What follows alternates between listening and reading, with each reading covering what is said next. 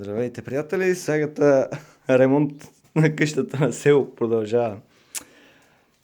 Днеска стана нещо много интересно. Тръгвам да махам изгнилото дюшене. И на повечето места в селска къща, строена преди 100 години, повечето места съм свикнал отдолу да има сгур. За мое щастие отдолу си е бетон. За първи път ми се случи такова нещо. Па се случи па на мене в мой имот, си е направил подарък от Господа, бих казал. Следващата стъпка изринваме всичко, тъй като тук отгоре се пада това килерче. Ще се пусне една 110-ка за канализация от тук. Да мога да включим, тая мивка най-вероятно ще отпадне.